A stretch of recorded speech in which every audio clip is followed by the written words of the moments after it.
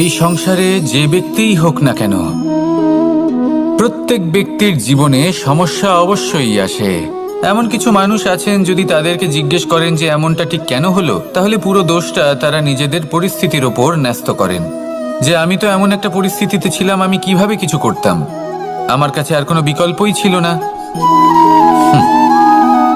চলুন কথা বলা যাক মহাভারত নিয়ে। ভীষ্ম পিতামহ, ওনাকে জিজ্ঞেস করা হলো আপনি এরকম প্রতিজ্ঞা কেন করলেন। উনি বললেন যে আমি পরিস্থিতির অধীন হয়ে পড়েছিলাম, সেই জন্য। এই প্রশ্নটাই যখন অর্জুনকে করা হলো, তখন অন্য একটি দিক প্রস্ফুটিত হলো। অর্জুন নিজের পরিস্থিতির কারণে জীবনে কখনোই বাধা পড়েননি। তিনি সিদ্ধান্ত নিয়েছিলেন সংঘর্ষ করার, সংসারের নিয়মের বিরুদ্ধাচারণ করার। এই সংসারে আপনি যা কিছুই হয়ে উঠতে পারেন, তার সমগ্র শ্রেয় শুধুমাত্র আপনার পরিস্থিতির ওপর চাপিয়ে দেওয়া যায় না। সেটা নির্বাচনের উপর নির্ভরশীল, যে সেই পরিস্থিতিতে আপনি কি নির্বাচন করেছেন। যদি সেই মুহূর্তে ভীষ্ম পিতামহ স্থিরতার সিদ্ধান্ত নিতেন, বিশ্লেষণ করার সিদ্ধান্ত নিতেন যে কি উচিত কি অনুচিত, কারা ধর্মের পক্ষে কারা ধর্মের বিপক্ষে, যদি শুধুমাত্র অস্ত্র হাতে ধৃতরাষ্ট্র এবং দুর্যোধনের বিরোধিতা করতেন, যদি শুধু এটুকু করতেন, তাহলে মহাভারতের মতো মহাযুদ্ধ কখনোই হতো না।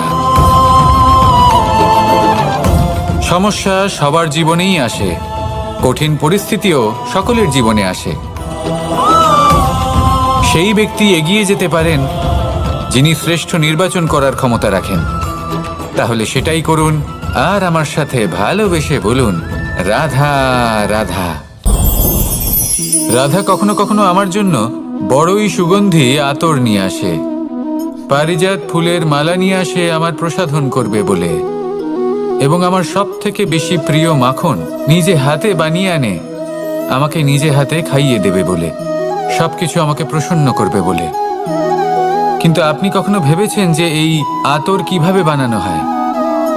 সহস্র ফুলের পাপড়ি একসাথে পিষে নিতে হয়, তারপরে তার থেকে যে রস নিঃসৃত হয়, সেই রস দ্বারাই আতর তৈরি হয়। অনেক সংখ্যক ফুলকে অসীম যন্ত্রণা ভোগ করতে হয়, তবে তারা আমার প্রসাধন সামগ্রী হয়ে উঠতে পারে। দুধ থেকে মাখন তৈরি করার জন্য কতটা পরিমাণ মন্থন সহ্য করতে হয় সেটা আপনি জানেন। ঠিক সেই রকমই হলো আমাদের জীবনও। বিপদও আসে, কঠিন পরিস্থিতিও আসে, এর সম্মুখীন হতে শিখুন। মনে রাখবেন, আপনি হলেন সেই দুধ যাকে মন্থন সহ্য করতে হবে মাখন হয়ে ওঠার জন্য। মনে রাখবেন, আপনি হলেন সেই ফুলের মতন যাদের পিষ্ট হতে হবে সুগন্ধি আতর হয়ে ওঠার জন্য, যাকেই সংসার পছন্দ করে। কখনো কখনো জীবনে আপনার সাথে খারাপ শুধুমাত্র এই কারণে ঘটে যাতে আপনার শ্রেষ্ঠ রূপ এই সংসারের সামনে আসতে পারে। শুধুমাত্র কঠিন পরিস্থিতি এবং বিপদকে একটা সুযোগ হিসেবে দেখার চেষ্টা করুন। আপনার জন্য এই সংসার বদলে যাবে, সংসারকে দেখার দৃষ্টিভঙ্গি পাল্টে যাবে, আপনার ভাগ্য পাল্টে যাবে, আর এই মন প্রসন্ন হয়ে বলবে রাধা রাধা। জীবনে অনেক সময় আমরা এটা দেখে থাকি যে আগামী প্রজন্ম সেই কাজটি করে যেটা তার পূর্ববর্তী প্রজন্ম করে গেছেন।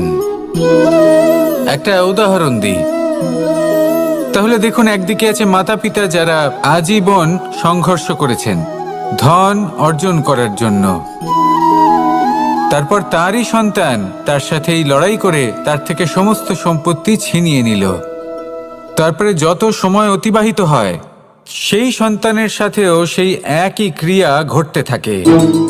তার সন্তান তার সমস্ত সম্পত্তি ছিনিয়ে নেয়। তাহলে এমন কি সঞ্চয় করবেন যা পরবর্তী প্রজন্মকে দিয়ে যেতে পারেন, সেই বিষয়ে ভাবুন। ভেবে দেখুন, এই যে ধন সঞ্চয় আপনি করছেন, এর আসলে লাভ কি? অবশ্যই আবশ্যক, কিন্তু এটাই কি শুধু সবথেকে গুরুত্বপূর্ণ বিষয়, যেখানে আপনি জানেন যে আপনি এই সম্পত্তি ভোগ করতে পারবেন না, কারণ এই সমস্ত সম্পত্তি আপনাকে পরবর্তী প্রজন্মের হাতে সঁপে দিতে হবে। তাহলে ধন সঞ্চয় করুন, কিন্তু এমন একটা সম্পত্তি কেন সঞ্চয় করা উচিত নয় যার উপভোগও আপনি করতে পারবেন, পরবর্তী প্রজন্মকেও দিয়ে যেতে পারবেন, আর মতভেদও হবে না। এমন সম্পত্তি আছে, আর এই সম্পত্তি হলো প্রেম। যদি আপনার মনে কোনো কিছু সঞ্চয় করার বাসনা জেগে ওঠে, তাহলে প্রেম সঞ্চয় করুন। সেটা পরবর্তী প্রজন্মও পাবে এবং সেই প্রজন্ম ভবিষ্যতে ভালোবাসা ছড়াতে থাকবে। আর তখন এই মন সুপ্রসন্ন হয়ে বলবে, রাধা রাধা। জ্যোতিষ একটা বিদ্যা, এ হলো একটা বিজ্ঞান। যে নক্ষত্র দশায় আপনি জন্মগ্রহণ করেছেন, যে স্থানে আপনার জন্ম হয়েছে, এগুলো আপনার জীবনের দিশা স্থির করার ক্ষেত্রে গুরুত্বপূর্ণ ভূমিকা পালন করে। কিন্তু যে রাশিতে আপনি জন্ম নিয়েছেন আর আপনার যা নাম স্থির হয়েছে, সেটা আপনার ভবিষ্যৎ নির্ধারণ করবে তা আবশ্যক নয়। রা দিয়ে রাম এবং রা দিয়ে রাবণ, এই দুজনের রাশি সমান ছিল, কিন্তু একজন নিজের শক্তির দুর্ব্যবহার করলেন। স্বর্ণ লঙ্কার অধিপতি রাবণ, চতুর্দিকে বিজয়ী হওয়া সেই ব্যক্তি নিজের পতনের সম্মুখীন হলেন। শ্রীরাম রাবণকে বধ করলেন। শ্রীরাম, যিনি নিজের কর্ম দ্বারা, নিজের পরিশ্রম দ্বারা ঈশ্বর উপাধি লাভ করেছিলেন, 14 বছরের বনবাস ভোগ করলেন, আর যখন বিপদে পড়লেন তখনও নিজের রাজ্যের সাহায্য নিলেন না। বনের মধ্যে নিজে বানর এবং ভাল্লুকদের নিয়ে একটি সেনাবাহিনী গড়ে তুললেন এবং রাবণকে তার কুকর্মের শাস্তি দিলেন। তাই সর্বদা এটা মনে রাখবেন, আপনার খ্যাতি, আপনার ভবিষ্যৎ আপনার কর্ম নির্ধারণ করে, আপনার রাশি নয়। তাই সবসময় শ্রেষ্ঠ কর্ম করুন আর আমার সাথে ভালোবেসে বলুন, রাধা রাধা। আমাদের সকলের কাছে বৃক্ষ অত্যন্ত প্রিয়। আমরা সর্বদাই চাই এই বৃক্ষ যেন সবুজ থাকে, ফুলে ফলে ভরে থাকে, আমাদের ছায়া প্রদান করে, তা যেন সুস্থ থাকে, আমাদের ফল প্রদান করে। আর সেই জন্য আমরা প্রতিদিন সেই বৃক্ষকে জল প্রদান করি। কিন্তু কখনো ভেবে দেখেছেন যে জল তো আমরা বৃক্ষের গোড়ায় দিই, তারপরেও এই জল সেই বৃক্ষের প্রত্যেকটি পাতায় ঠিক পৌঁছে যায়? এটা কিভাবে সম্ভব? কিছুটা এরকমই হলো আমাদের কর্ম। যদি এই পৃথিবীতে থেকে শুদ্ধ মনে সৎকর্ম করেন, এই কর্ম সোজা ঈশ্বরের কাছে গিয়ে পৌঁছয়। যদি শ্রদ্ধাভাব নিয়ে, সমর্পিত হয়ে, শুদ্ধ চিত্তে আপনি কাউকে সেবা করেন, তা সে মাতা পিতাই হোক, পরিবার হোক, গুরু হোক, পশুপক্ষী হোক বা সমাজ হোক, তাহলে সেটা সোজা ঈশ্বরের চরণে সমর্পিত হয়। সবসময় শুদ্ধ চিত্তে সমর্পিত হয়ে এবং মনে শ্রদ্ধা ভাব নিয়ে কর্ম করুন। ঈশ্বর নিজে থেকেই এর ফল আপনাকে প্রদান করবেন। আসুন আমার সাথে ভালোবেসে বলুন, রাধা রাধা। আশা এবং বিশ্বাস মানুষের জীবনের দুই অমূল্য স্তম্ভ। এটাই হলো ঢাল এবং এটাই হলো অস্ত্র। এটাই আমাদের রক্ষা করে এবং এটাই আমাদের জীবনের পথ প্রশস্ত করে। কিন্তু ছোট একটা সমস্যা আছে। এবার যদি আপনি বটবৃক্ষের থেকে এই আশা রাখেন যে এ আমাকে ফল দেবে, তাহলে সেই আশা ভঙ্গ হওয়াই স্বাভাবিক। আর যদি আপনি বিশ্বাস করেন যে খেজুর গাছ আপনাকে ছায়া প্রদান করবে, তাহলে সেই বিশ্বাসও অবশ্যই ভঙ্গ হবে। তাহলে কি করা উচিত? চোখ বন্ধ করে যে কাউকে বিশ্বাস করার আগে বা যে কারোর থেকে আশা রাখার আগে নির্বাচন করুন যে কার ওপর বিশ্বাস রাখতে চান, কার ওপর আশা রাখতে চান। তবে আমি তো বলবো যে বিশ্বাস করতে হলে নিজের ওপর করুন, যে এই সংসারে এমন কোনো কাজ নেই যা আপনি করতে পারেন না। আর শুধু কর্ম করতে থাকুন আর ভরসা রাখুন ঈশ্বরের ওপর, যে উনি আপনার কর্ম দেখবেন আর আপনাকে আপনার কর্মফল অবশ্যই দেবেন, আপনাকে সাফল্য দেবেন। যদি আপনার বিশ্বাস অটল হয়, নিরন্তর পরিশ্রম করেন, তাহলে ঈশ্বর কখনোই আপনার আশা ভঙ্গ হতে দেবেন না। আসুন আর আমার সাথে ভালোবেসে বলুন, রাধা রাধা। যখন মানুষের মৃত্যু হয় তখন কি হয়? অনেক সংখ্যক মানুষ শোক পালন করতে চলে আসেন। যে ব্যক্তি মৃত্যু লাভ করেছেন তার অনেক বস্তু থাকে যেগুলো তার প্রিয়, যেগুলো তিনি ব্যবহার করেছেন। তার শয্যা, তার বস্ত্র, তার আভূষণ সবকিছু তার থেকে বিচ্ছিন্ন করা হয় এবং খালি হাতে তাকে শ্মশানের উদ্দেশ্যে রওনা করা হয়। আমি আপনাকে এই প্রশ্ন করতে চাই, আপনি এই সংসারে কি অর্জন করেছেন? ধন সম্পত্তি, বস্ত্র, আভূষণ, এই সব কিছু যে আপনি অর্জন করেছেন, আপনার মৃত্যুর পরে তা আপনার থেকে দূর হয়ে যাবে। এর উত্তর হলো একটাই, আপনার কর্ম। শুধু সেটাই আছে যা একান্ত আপনার, আর শুধু সেটাই এই সংসার থেকে চলে যাওয়ার পরেও সংসারেই জীবিত থাকবে। যদি আপনি দুষ্কর্ম করেন তাহলে এই সংসার আপনাকে একটি অনুচিত উদাহরণ হিসেবে মনে রাখবে যে এই ব্যক্তি খুব পাপী ছিল, অনুচিত কর্ম করতেন। যে পথে তিনি চলেছেন সেই পথে কারোর চলা উচিত নয়। সেখানেই যদি আপনি সৎকর্ম করেন তাহলে সংসার চিরকাল এটাই বলবে যে খুব ভালো মানুষ ছিলেন, সবাইকে ভালোবাসতেন, সবাইকে সাহায্য করতেন, আমার খুব প্রিয় মানুষ ছিলেন। এটাই হলো শ্রেষ্ঠ কর্ম। সেই জন্য জীবনে শুধুমাত্র ধন সম্পত্তি আভূষণ এই সব অর্জন করতে গিয়ে নিজের মনোনিবেশ করবেন না। শ্রেষ্ঠ কর্ম করুন। সংসার থেকে চলে যাওয়ার পরেও এই কর্মই এই সংসারে আপনাকে জীবিত রাখবে। আসুন আমার সাথে ভালোবেসে বলুন, রাধা রাধা। ভয় হলো মানুষের জীবনে এমন একটি আবেগ যেটা না থাকলেও মঙ্গল, আর থাকাটাও প্রয়োজনীয়। এই ভয় মাঝে মাঝে মানুষকে কোনো কর্ম করা থেকে বাধা দেয়, আবার কখনো মানুষকে এই ভয়ই কোনো কর্ম করতে প্রেরণা প্রদান করে। এবার যেমন মৃত্যুর পর আমরা স্বর্গলাভ করব নাকি নরক বাস করব, সেই বিচারটা ভয় হিসেবে মানুষের মনে ঘর করতে থাকে। আর এই ভয়ের বিষয়ে মানুষ এতটাই ভাবে যে নিজের জীবনের লক্ষ্য, উদ্দেশ্য, রীতি এই সব কিছুর বিষয়ে ভুলে যায়।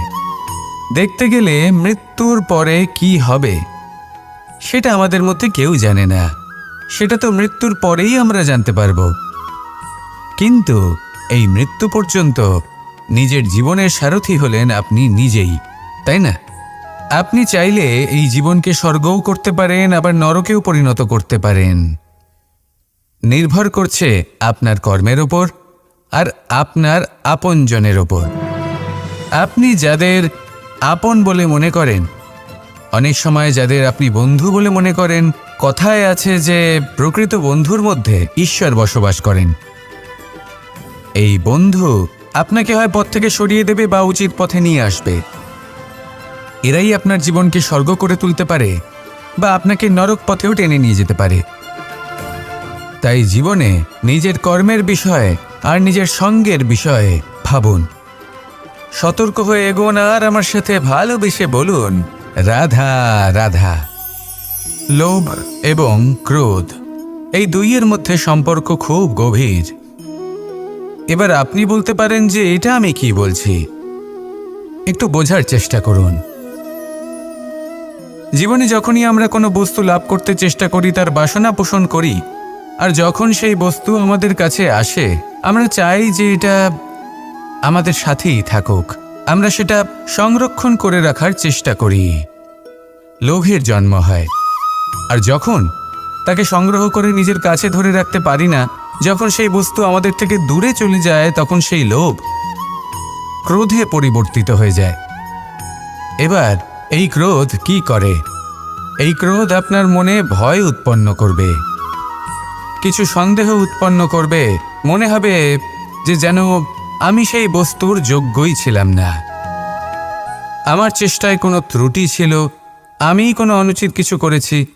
আর এই যে ভ্রম, সেটা আস্তে আস্তে আপনার মনকে ব্যাকুল করে তুলবে, আর এই ব্যাকুল মন আস্তে আস্তে আপনার যুক্তিতর্কের ক্ষমতাকে নাশ করে দেবে। তর্ক বিতর্কের শক্তি অর্থাৎ বিবেক। আর যখন আপনি নিজের বিবেক হারাবেন, তখন এমন মনে হবে যেন আপনি নিজের জীবন নষ্ট করেছেন। এর অর্থ এটা নয় যে জীবনে কামনা করবেন না, ইচ্ছে পোষণ করবেন না, অবশ্যই ইচ্ছে পোষণ করুন আর যা কিছু লাভ করতে চান তা অর্জন করুন, কিন্তু তার প্রতি মনে লোভ জন্মাতে দেবেন না, সেটা অনুচিত ব্যাপার। একবার যদি লোভ জাগ্রত হয় তাহলে সেটা আপনাকে আপনার পতনের দিকে নিয়ে যাবে। তাহলে লোভকে নিজের থেকে দূরে রাখুন, ক্রোধও আপনার থেকে দূরে থাকবে। আসুন আমার সাথে ভালোবেসে বলুন রাধা রাধা। কখনো কখনো আমরা অনেক কিছু ভাবি, তারপর দুঃখী হয়ে যাই যে এত কিছু ভাবা সত্ত্বেও আমরা যে কর্ম করতে চেয়েছিলাম সেটা করতেই পারলাম না, যে লক্ষ্যটা আমরা লাভ করতে চাইছিলাম সেটা করতেই পারলাম না। আমরা সংসারের সামনে এটা ঘোষণা করে ফেলি, কথা দিয়ে ফেলি যে এই কর্ম আমি করে দেখাবো, এই সাফল্য আমি প্রাপ্ত করেই ছাড়ব, কিন্তু করতেই পারি না। তার কারণটা কি? চেতনা, আমাদের একাগ্রতা। আমরা একাগ্র হয়ে পড়ি এই সংসারকে কিছু প্রমাণ করে দেখানোর জন্য, যেখানে আমাদের একাগ্রচিত্ত হওয়া উচিত নিজেদের কর্মের ওপর। কোনো বস্তু বা কোনো সাফল্যের কামনা করা, তার জন্য পরিকল্পনা করা, তার জন্য কর্ম করা আর তা প্রাপ্ত করা, এটা আমাদের কর্তব্য। আর আমাদের মনোযোগ শুধু সেদিকেই কেন্দ্রীভূত হওয়া প্রয়োজনীয়। এই সংসারকে বলার কোনো প্রয়োজন নেই। একবার যদি আপনি কর্ম করে দেখান তাহলে সংসার এমনিও দেখতে পাবে। সেই জন্য প্রতিশ্রুতি দেবার পরিবর্তে দৃঢ় সংকল্প করে অগ্রসর হতে থাকুন। শুধু ভাবার বদলে কর্ম করতে শিখুন, আর বলার পরিবর্তে সেটা করে দেখাতে শিখুন। একবার সাফল্য লাভ করুন, তারপর এই সংসারকে বলবেন যে এটা আমি ভেবেছিলাম আর সেটাই আমি করে দেখিয়েছি। কর্ম করুন আর আসুন আমার সাথে ভালোবেসে বলুন রাধা রাধা। কখনো কখনো আমাদের নিজেদের ভাবনা চিন্তাই জীবনের পথে অগ্রসর হতে বাধা দেয়। আমাদের চিন্তা ভাবনা আমাদের সীমাবদ্ধ করে দেয়। আমরা প্রত্যেক দিন পরিশ্রম করি, কিছু দেখি, কিছু লাভ করি, কোনো একটা স্থানে পৌঁছই, আর একটা সময় পরে মনে কেমন যেন একটা ভাবনা উৎপন্ন হয় যে আর কত দেখব, এত কিছু তো দেখে নিলাম, এত কিছু তো লাভ করলাম, এত সাফল্য অর্জন করলাম, আর কত লাভ করব। আর সেখানে আমরা থেমে যাই। এটা হয় আমাদের ভাবনার সীমাবদ্ধতার জন্য। কিন্তু যদি জীবনের কথা বলি, জীবন যদি আপনাকে সেই স্থানে পৌঁছে দেয় তাহলে তার পরবর্তী পথটাও জীবন আপনাকে নিশ্চিত রূপেই দেখাবে। প্রয়োজনটা হলো সেই পথটা দেখার এবং সেই পথে অগ্রসর হওয়ার। আর যেটা আমাদের জীবনযাত্রার সাথে হয় সেটা জীবনের সাথে এবং আত্মার সাথেও হয়ে থাকে। আমরা জীবনে প্রগতি লাভ করি, বিকাশ লাভ করি, কিন্তু একটা সময় পরে আমরা থেমে যাই। আমাদের সেটাই করলে চলবে না। এই জীবনযাত্রা, প্রগতি, বিকাশ, এই সব কিছুর সমাপ্তি তখনই সম্ভব যখন জীবন সমাপ্ত হবে। তাই নিজেকে বাধা দেবেন না, নিজের জীবনের উদ্দেশ্যকে সীমিত করবেন না। সামনে অগ্রসর হতে থাকুন আর আমার সাথে ভালোবেসে বলুন রাধা রাধা। আমরা সবাই প্রত্যেক দিন পরিশ্রম করি, কিন্তু আমাদের মনে কখনো না কখনো এই প্রশ্ন অবশ্যই আসে যে সবসময় জীবনে অগ্রসর হওয়ার জন্য সেই পথেই কি চলা উচিত যেটা পূর্ণরূপে সুরক্ষিত, নাকি এমন পথেও চলা উচিত যে পথে একটু সংকটও আসতে পারে। এবার আমি আপনাদের বলবো যে বিকাশ কিভাবে হয়। ছোট্ট একটা উদাহরণ দিই বিকাশের। আমরা ছোটবেলায় কিভাবে হাঁটতে শিখি। যখন আমরা শিশু অবস্থায় থাকি তখন আমরা একটি পা মাটিতে রাখি, দ্বিতীয় পাটি আমরা শূন্যে উত্তোলিত করি, তারপর সেই পা আমরা আবার মাটিতে রাখি আর তার উপর ভিত্তি করে আমরা আবার অন্য পাটা ফেলি। ঠিক এভাবেই আমরা হাঁটতে শিখে যাই। এবার এক্ষেত্রেও আমরা ছোট্ট একটা ঝুঁকি নিই, আর সেটা হলো যে আমরা পাটি শূন্যে উত্তোলিত করেছি। এতে বিপদ হলো এটাই যে আমরা ভুল করে নিজের ভারসাম্য হারাতে পারি, পড়ে যেতে পারি। অনেকবার পড়েও যাই, কিন্তু তারপরে কি হয়? আমরা আবার উঠে দাঁড়াই আর চলতে শুরু করে দিই, আর ঠিক এভাবেই আমরা হাঁটতে শিখে যাই। এমন জীবনেও হয়। জীবনেও এইভাবেই কর্ম করতে থাকুন। এমন কিছু কর্ম করলেন যার ফলে বিপদ আসতেই পারে, পরাজয় হতেই পারে, কিন্তু সেটা পার করলেই বিকাশ সম্ভব। তাই কর্ম করতে থাকুন আর আমার সাথে ভালোবেসে বলুন রাধা রাধা। মানুষের জীবনে যখনই কোনো বিপদ আসে, মানুষ নিজের আশেপাশে দেখে, অন্য কাউকে খোঁজে, ভাবে কেউ এসে তাকে সাহায্য করবে। সে আশা করে যে কোনো ব্যক্তি এসে তার হাত ধরবে আর সেই বিপদ থেকে তাকে মুক্তি দেবে। কিন্তু প্রকৃতি আমাদের এই শিক্ষা দেয় না। কখনো কোনো পাখিকে দেখবেন, একটা পাখি যখনই কোনো ঝড় আসে কি করে? একটা ঝড় এসে তার বাসা ভেঙে দিয়ে যায়, তার বাসা নষ্ট করে দিয়ে যায়। সেই পাখি কিন্তু অপেক্ষা করে না যে কে তাকে এসে সাহায্য করবে। সে কখনো আশা করে না যে কেউ এসে তাকে আশ্রয় দেবে। সে নিজেই কর্ম করে, একটা একটা করে খড়কুটো সে আবার জড়ো করে আর নিজের বাসা পুনর্নির্মাণ করে। প্রকৃতি আমাদের এটাই শেখায় যে আমরা নিজেরাই প্রত্যেকটা সমস্যার সম্মুখীন হতে পারি। কারণ ঝড় অর্থাৎ সংকট আমাদের সবার জীবনেই আসবে, তার সম্মুখীন হতে হবে আমাদের, আর সেটাও নিজেদের শক্তি দ্বারাই। তার সম্মুখীন হওয়ার সময় নিজেদের সংযত করে রাখতে হবে, আর তার জন্য নিজের ওপর বিশ্বাস রাখা আবশ্যক। আর এই কথাটা বোঝাও আবশ্যক যে যত বড়ই সংকট আসুক না কেন, তার সাথে লড়াই করার মতো যে শক্তি প্রয়োজন, সেই শক্তি আমাদের মনেই নিহিত। শুধু সেই শক্তি খুঁজে নিন আর সেই বিপদের সম্মুখীন হন। এই সংসারের কোনো বিপদ আপনাকে বাধা দিতে পারবে না। আসুন আমার সাথে ভালোবেসে বলুন রাধা রাধা।